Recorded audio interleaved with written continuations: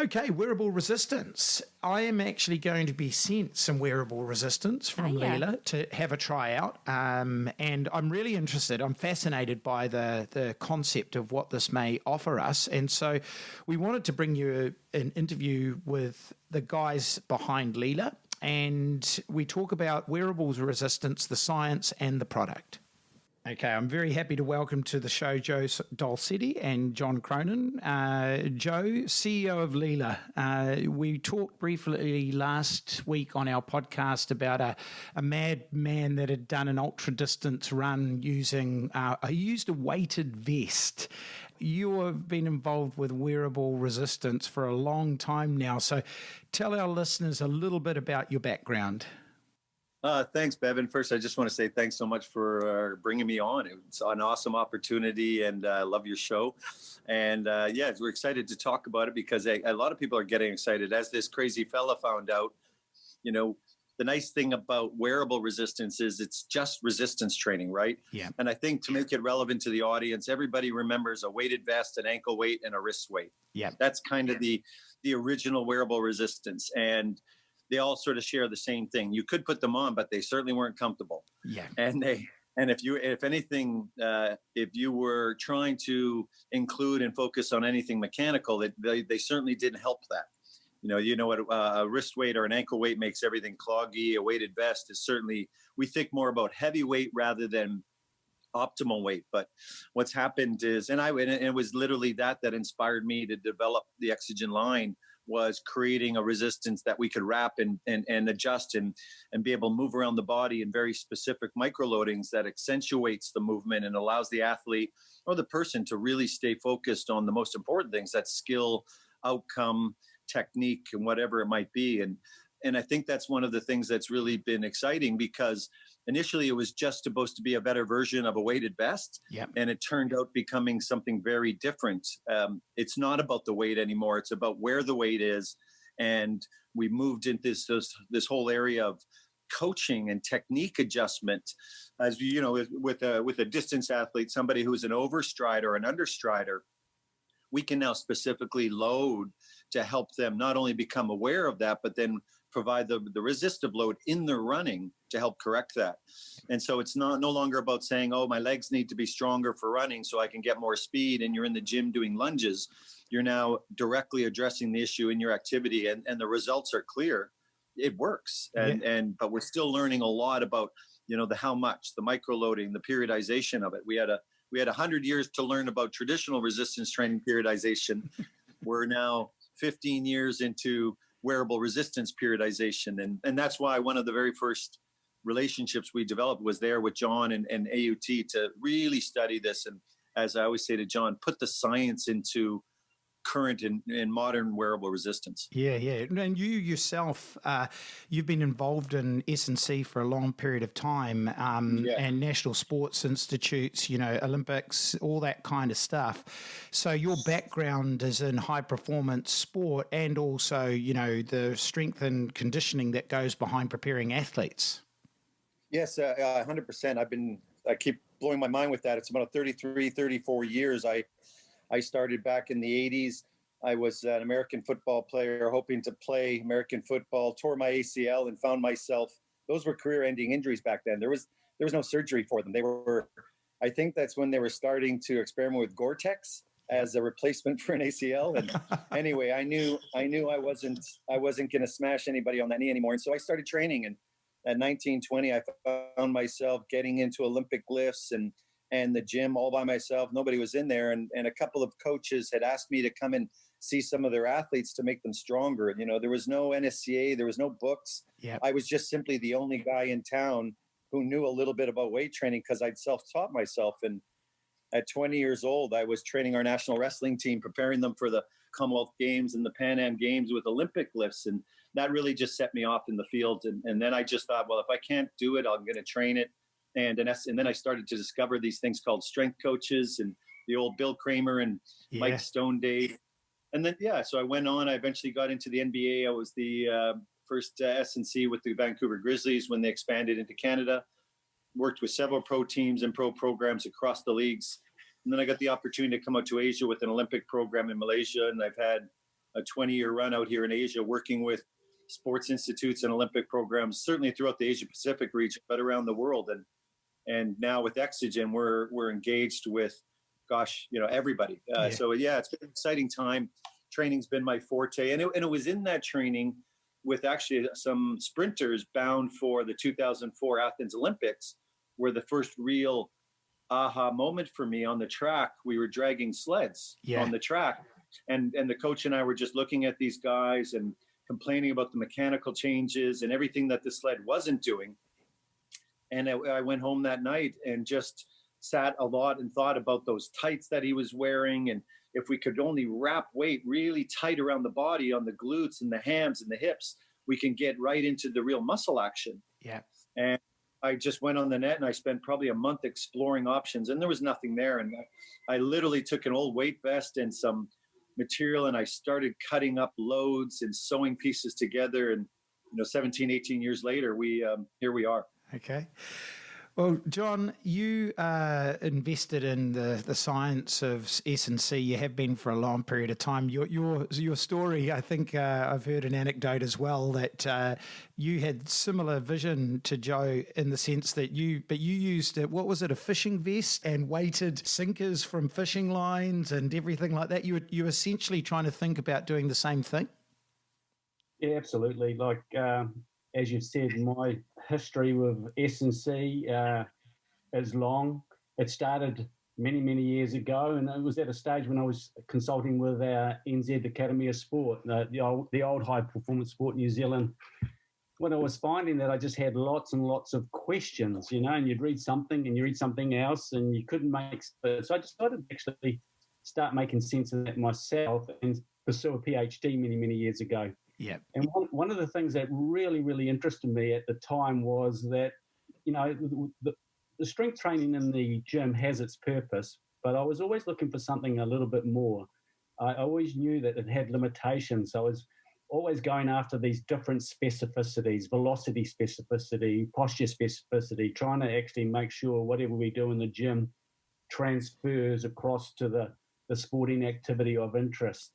And one of the things I played with was this vest loading versus, this was my PhD actually in the 1990s. Yeah. Was the vest loading versus the sled towing.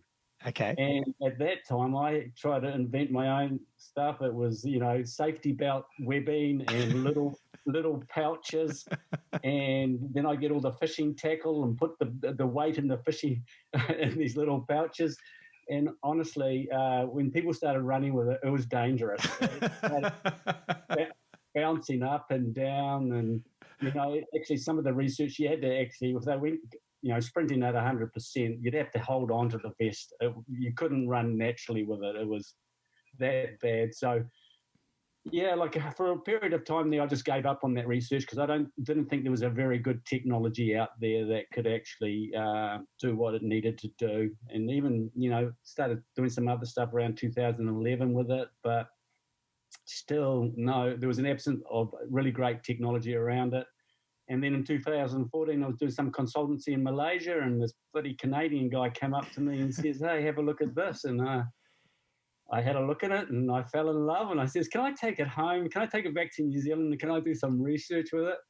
And it's been 6 years of just unpacking this technology, and just about every day is a light bulb day. It just keeps on delivering, and just not from our labs, from labs around the world.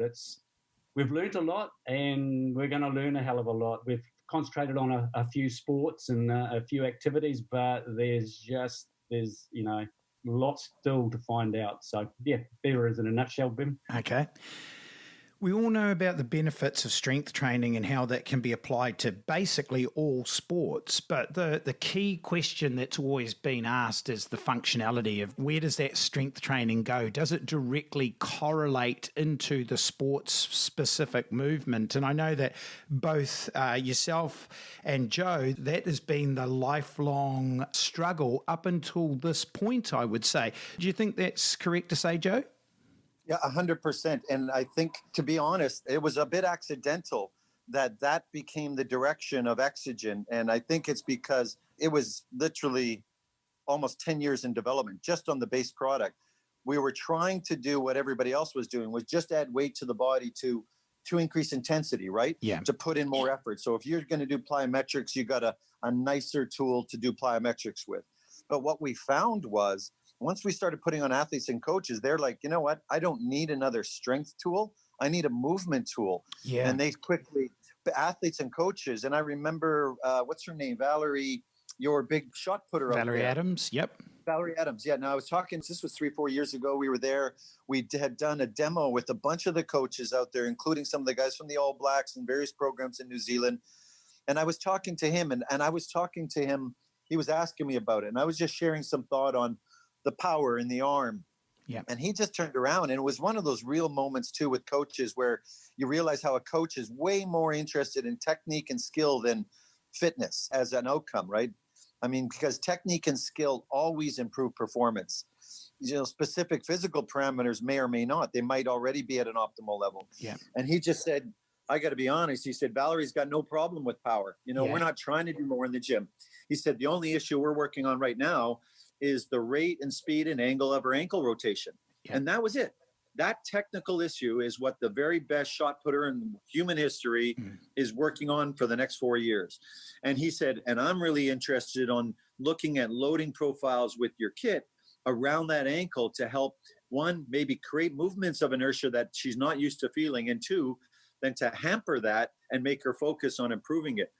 And that's an example of almost every conversation we have with a coach. Once they get an idea that you can tweak movement, they'll start talking about, I want to improve her posture. I'm going to stop those rotations. Yep. And I think the stat that always impresses me is 90% of the people using EXOGEN today all over the world are using it in their specific sport or activity, not in the gym as a traditional resistance tool. Yeah. You can use it in there, but if you're using it, they're using it in their sport. Yeah. And I think that answers the question itself. Yeah. You know, they're not trying to just add weight to basic movements anymore. Yeah. Yeah. No, the functionality of it is what excites me the most. And I'm right in sort of suggesting, John, that trunk loading is a little bit like just, weight training in the gym per se. You know, you're just adding a little bit more loading centrally to make some of those plyometric exercises or other exercises a bit more loaded as such. But there's a big difference between actually loading the limb, but loading in the limb so that it can still actually operate without the mechanics being affected. And that's where you're starting to see some significant signs of some really positive outcomes. Yeah, you're right there. Like, if we have a look at both means there, they were both weighted resistance, obviously. The wearable, the vest and the lower limb loading. And they perform different adaptations too. So if we looked at the vest as a training tool, we shouldn't ditch it because it actually serves a purpose. It serves a great purpose for change of direction. It actually puts a lot more momentum into the system, and therefore if you have to brake and recelerate in a different direction, having vest loading really works for that change of direction performance. But you don't need that for endurance running, okay? But if you have a look at running or running speed, it's made up of stride length and stride frequency. And what we've found with the vests is that it's a great stride length tool. Okay. And why it works like that is if you can actually think about the center of mass when you're running, okay? Yep. When you wear the vest, that flight phase decreases a little. Yep. So you're in the air a little bit shorter duration, so therefore your step length or your stride length is a little bit less. Yep. So you put it on, and then you get stronger, and as a result, you revert back to your baseline, height of center of mass and step stride length, and you take it off, and you can have a greater step stride length. So most people that are step or stride length deficient, vest loading is really good. But you've got to use quite a lot of vest loading. It's like you said with the limb loading, as we move down the leg, we can use lighter and lighter loads till we get down to the lower limb, and we're finding some fantastic results with 200 grams on a calf. Yeah. Where people are getting stronger and faster. But that loading on the leg, as you would imagine, as soon as we put something on a leg, it actually slows down the swing velocity of it. Yep. So it's an overload for swing velocity. So again, we put a little bit of load on the leg, and then our swing velocity slows down, but then we get stronger with the hip flexors and the extensors. So it comes back and reverts back to baseline. We take it off, and voila, we've got a higher step frequency. So we use both tools for different diagnostic purposes. Yep. And you've also looked at a number of different sports. If we talk about our triathletes, I know that AUT has been at the centre of a lot of the research in and around, the application of wearable resistance. You're seeing a little bit more evidence in some of the modalities than others at this stage. And for whatever reason, let's say, for example, swimming, it's a little bit more difficult to find a way that a swimmer could actually apply it and not maybe have their technique interrupted. Cycling and running, where are we starting to see most of the evidence for some of the benefits of wearable resistance? We've had Dan Plews have a good look at it in cycling and swimming for us. Yep. And we've seen benefits in swimming when we actually use it close to the shoulder joint. Okay. You can't use it further down the arm because it just becomes an overload that the rotator cuff can't handle. Yeah. So yes, there's some good evidence there with the swimming. We would like to develop more evidence. We've only had the one study in that area. I reckon it's got real legs or arms or swimming. But, as you know, research is a painstaking process and it takes a long time. That was a year on that one. We also had somebody look at it in cycling, but it was cycling in a lab. And Joe most probably would be better to comment on that. We didn't have much joy with the research in the lab with it. But Joe, talks to a lot of triathletes around the world that use it during cycling and, swear by it. So but we just most probably didn't have it quite right in the labs for the cycling side of things. Well, the moment I think about cycling and you talk about that weighted trunk vest that you can actually wear, from my perspective, the first thing an athlete's going to say to me from a running scenario is, is that going to increase the impact loading? And when it's trunk loaded, I suppose, yes, you are going to get a little bit of impact loading there.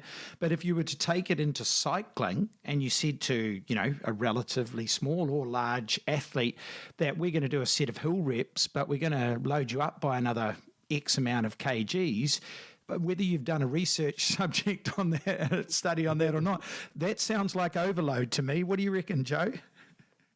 Yeah, it's really interesting. As John said, real research and sort of empirical research that we're very focused on takes time. But the evidence on the street, the average person using it, they don't care. Yeah. They'll get in and smash it. And a couple of stories on that tell for sure there's a lot more going on than we really understand. And as you know, and this is something I think that's really important and something I've learned in my field is that physical questions need physical answers. When we conceptualize this, everybody gets the answer wrong, even the smartest guys in the world. So people say, oh, we've seen it before. When you add load to the body or the bike, it's system loading. It just increases intensity. It doesn't really make a difference. Yeah. And I say, okay, I get that argument. But because you haven't put it on, gotten on your bike and tested it, you really don't know.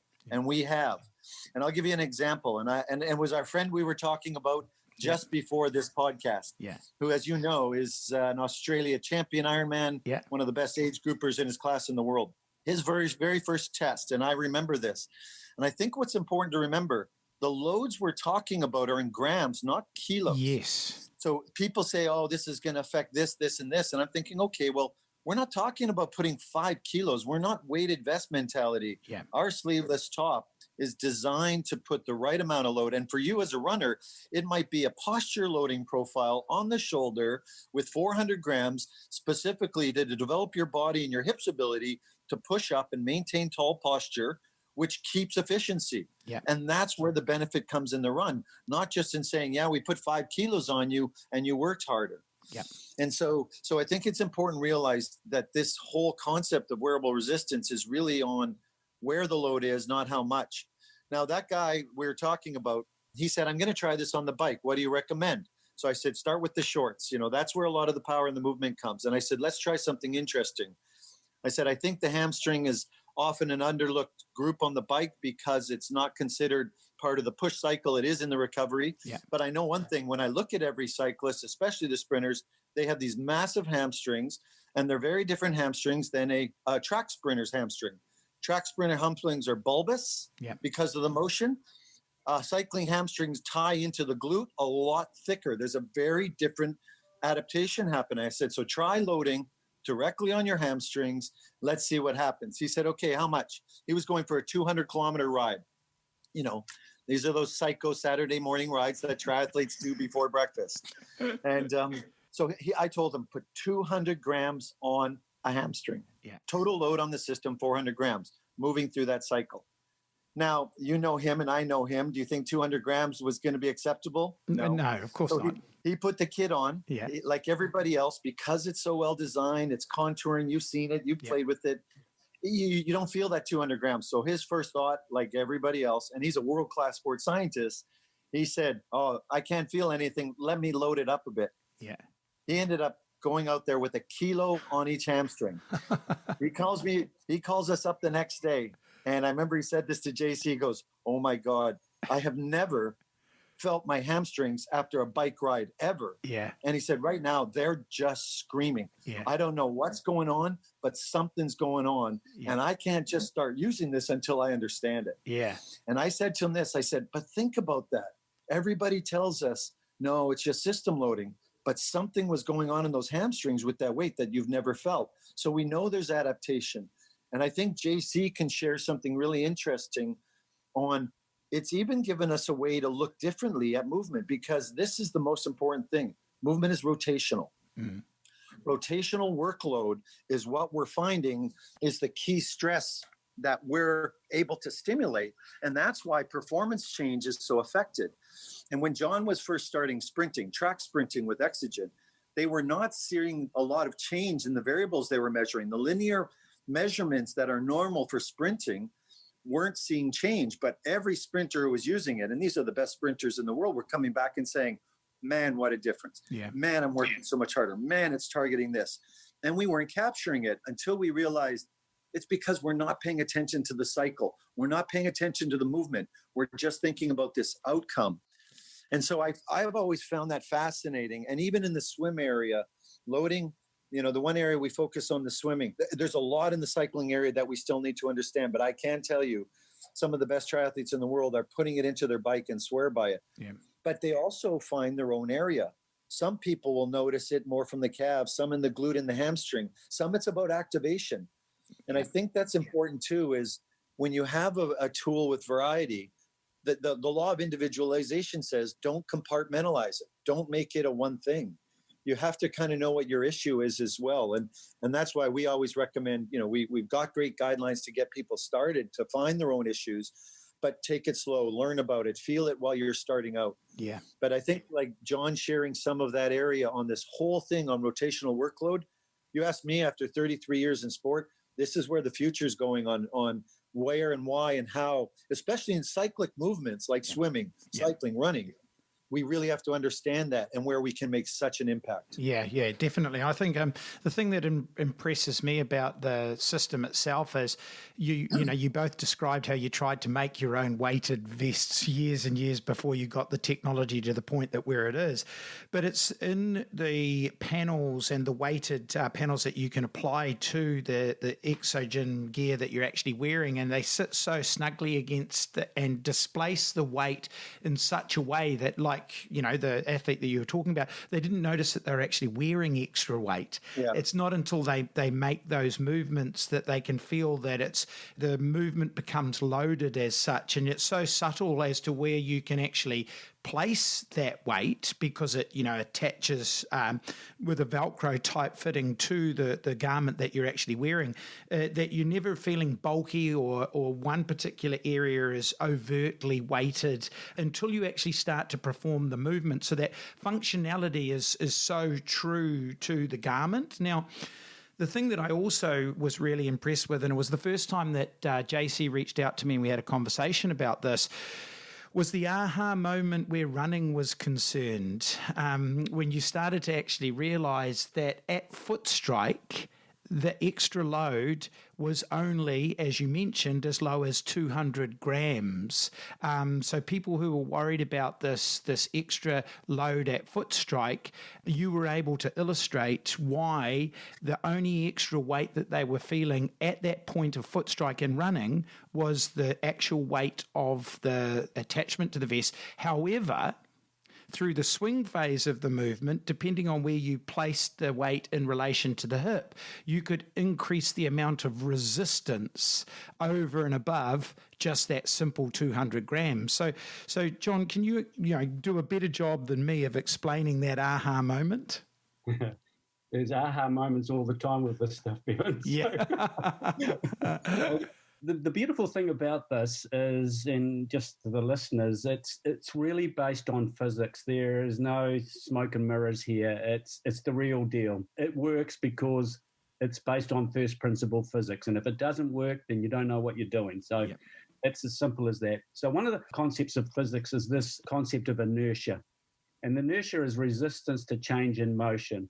So as soon as you, and all inertia is around have a mass. Yeah. So if you put mass on you, suddenly you've become heavier. Suddenly you've got greater inertia, and it's going to take more force to move it. And if you put mass on your thigh, it's going to take more force from the hip musculature. Yeah. If you're going to put mass on your calves, it's going to take more force or more work, muscular work from the knees and the hips. But the concept, we take it one step further, and it's the concept of rotational inertia, which is still a function of mass, but it's where you put that mass. And so that mass has 200 grams. If we put it very close to the thigh, you hardly notice it. Yeah. It's very close to the axis of the rotation, which is your hip joint. And so therefore we call that a proximal loading. Yeah. So therefore it won't have any resistance over and above the 200 grams. But as we start slipping that mass down the thigh, so if we get it mid-femur, and I'm 5'9", so that's going to be around about 30 centimeters away from the axis of rotation, that same 200 grams actually costs you an extra 4% to actually move it. Yeah. Okay? Now, if we slip it right down to the end of the femur, and that's going to be 50 centimeters with a guy my stature. Okay, so we've increased the rotational inertia, which is I equals mr squared is the physics of it. The r squared is the distance from the axis of rotation. Suddenly that same 200-gram load is going to cost an extra 12% effort to accelerate it and decelerate it. So, yeah, like it is one of the methods of overload that we use. Just by slipping that load, we can regress and progress load very quickly by just simply slipping that load up and down the limb of interest. Yeah. So the resistance to load can be increased, as you've mentioned, and then people will be starting to hopefully twig to what I was saying. But as the foot contacts the ground and the body has to absorb that shock, we're still only talking 200 grams. Absolutely, yeah. Yeah. So, if people are worried about it from a technique concern, yep, don't worry. We've got so much research out there showing that it does not disrupt technique, and you do not have to worry about the impact forces. That was one of the aha moments, again, that Joe was talking about, where we actually we've done a lot of gold standard research in Japan with 54 meters of force plates, and we get these guys sprinting along it, So, when you're hitting the ground, you're 3 to 5 body weights. Yeah. And so these guys, we asked them, we put 1% on their lower legs, and we asked them how much harder it is, and they go, it's 25 to 30% harder. But then you look at the ground reaction forces, and the force plates tell us there's only a 1% chance. There's hardly any change in the ground reaction forces. And you're going, hey, how can that be? It's 25 to 30% harder. Yeah. And there's no change in the ground reaction forces, no significant changes. And that's the aha moments, because we're using such light weights. Yep. But also we've got a overload that is really, really unique. It's a rotational overload. And so, you are getting overloaded through the whole step cycle. Yep. You get behind a sled or a parachute, the only thing that gets loaded is the stance phase. Yep. You're trying to overcome that sled load at stance. You're trying to overcome the parachute or whatever. Yeah. It's the stance phase that gets overloaded. Whereas with wearable resistance, you're overloaded through the swing phase and the stance phase. Yeah. The swing or the airborne phase. So you're actually working hard right through all the step or stride cycle. Yeah. Which is pretty unique. Yeah.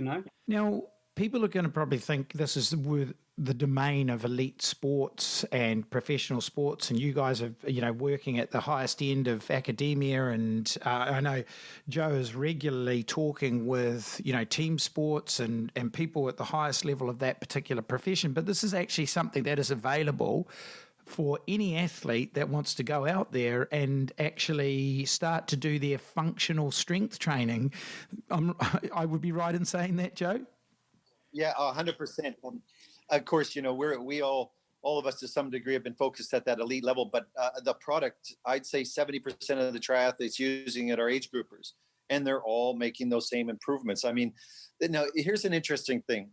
Like our education guidelines and when our 6, 8, 12-week programs that we have are pretty specific for triathlon. And the main area we're focusing on is running.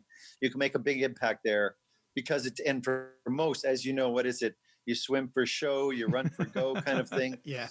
And at the elite level, it could be a tweak in any part of your 3 series that really makes a difference. But for a lot of those age groupers, that's where they're going to have the biggest bang for buck and the biggest change. And so we have 5 very clear protocols that we use. It's not just a mystery of, I'll try it and I don't know where to put it. Yep. We work on one of these key issues, and they're almost the exact same for the ultra endurance group, like the triathletes and the trail runners, the mid-distance runners, and even the fastest sprinters on the world. And currently the fastest sprinters on the world train with EXOGEN. Yep. It's some version of shoulder posture. So, fatigue looks the same at speed. It's all the same activity. There's some level of breakdown in the shoulder posture where the body starts collapsing from the top. There's some level of over or under rotation that's disturbing mechanics. And ultimately, that could be poor mechanics, structural issues, whatever. But the over rotation issue. There's some level of hip breakdown where you get anterior posture movement in the hip as you start to fatigue. And this is the critical thing here. It's as you start to fatigue, and the person who delays fatigue succeeds or wins or improves. And that's the whole purpose here. And the other 2 areas is hip engagement. Once that leg stops coming back in recovery, everything else goes down. And as you know, recovery phase is the weak link in every sport movement. Yeah. Everybody's in power or whatever drive, it's the recovery, because that's the smaller, the weaker, the less defined muscle group that ends up becoming part of the after fact. We work on the prime mover and the big motion first. And then the last 2 issues are over or under striders. So if you have a postural shoulder issue, we work on that. You have an over or under striding issue, we work on that. And those technical changes in a block take about 4 to 6 weeks practically. And our age groupers are doing that. And they're turning around saying, I'm faster. Yeah. I just clocked 6 minutes faster in my 21K. Mm-hmm. But they did it because they created an improvement in efficiency through reducing fatigue in those specific technical areas they all know. And as you know, age groupers they're not elite in terms of their performance, but they're elite in their thinking. Yeah. And they know their technical issues, and they're working on them, and they're increasing race pace. And that's the wonderful thing is we're saying, look, you can buy EXOGEN just to make you run harder, but it is a cardiovascular tool. Anything, you run up a hill, you run on sand, you run against the wind, you drag yourself behind a car, that's going to put stress on your endurance systems, right? Whether peripheral or central. But what we're talking about is let's improve those small breakdowns of the machine that affect efficiency, because efficiency is the battle. And more than I, but this is where we're seeing it. And that battle is the same for an age grouper as well as an elite. Yeah.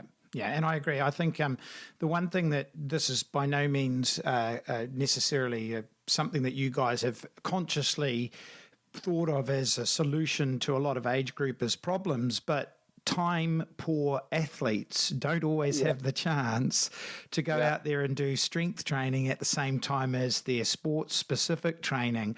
So we have this situation where we can actually get both things looked at and addressed. And then it's not just time poor athletes in terms of being able to fit an extra session in, but this is another way, especially in the sport that provides, let's say, the most injury risk, which is running for triathletes. Another way of increasing training load without necessarily increasing training volume or training mileage as well. So it's very much a sport-specific way to continue to progress, and especially, because we do have some of those runners out there that will never be able to run those high volumes. We know that volume does matter in endurance sports, but we also recognise that not everyone's got the robustness and the durability to actually get those running miles in. So this is really another way that they can continue to overload themselves. Would you agree with that, JC? Yeah, absolutely. One of the researchers, which you'll be really interested in, Bevan, we've got on the go. We put in a similar design to Hannah. We've got a guy doing a single subject design for us. And one of our claims is that you're strength training while you're running. But one of the worries is that you're on a 12 or a 15K run with 200 grams. Is it a method of strength training for a start? I'm a little bit over the place here, but we're halfway through a experiment at the moment, and we've actually just found halfway through that just by going with a light load run, he's gone progress from 200 to 400 grams on the calves. We've seen, some substantial gains with significant gains on the isokinetic dynamometer in terms of hip and knee extensor flexor strength. So one of those claims has been supported. And the other one, you actually don't have to run so long. It's you put some of this stuff on, the metabolic cost of, say, 1% or, 200, 400 grams down on the calf, it is substantial. So if you want a quick bout of strengthening and metabolic cost, put some load on down at the calves and you'll get both. You'll get, because the calf loading gets the musculature across the knee and across the hip. So a metabolic and mechanical overload, it provides, and it can cut your training, down depending on how much load you use. No, I find that really interesting. And it's one of those things, if we think about loading and muscular strength per se, we might do low or heavy loads, low reps, or we could actually achieve potentially the same thing through, low loads, multiple reps. And maybe that's what we're getting out of the wearable resistance, where we see absolute strength gains from an endurance workout.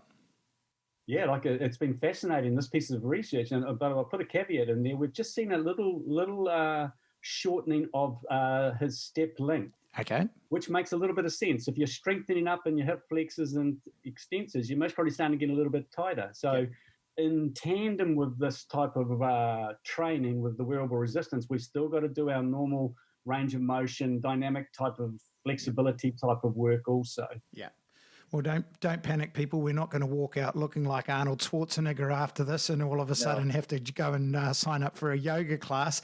But there does seem to be a whole host of evidence here in what we've talked about today that could really see some really positive applications for the people that listen to our podcast and for those people that are really wanting to get that true functional strength into their program. So, gentlemen, thank you very much for your time today. I know I'm going to be wearing some of this EXOGEN LILA products in the next few weeks on my treadmill because I've got some ideas on how I want to actually improve. And you guys promised me that I would be looking like a combination of Mo Farah and Arnold Schwarzenegger at the same time, or am I a little bit off track there? I think you're 100% right. When people come to us and say, is this going to make me bigger or bulky? And I think not at that load. But one thing it will make you, it's going to make you fast. Okay. Well, gentlemen, thank you so much for your time today. And we're going to put links to where people can find out more about LILA and all the products that you guys have to offer on the show. Cool. Thank you so much, Bevan. Yeah, thanks, Bevan.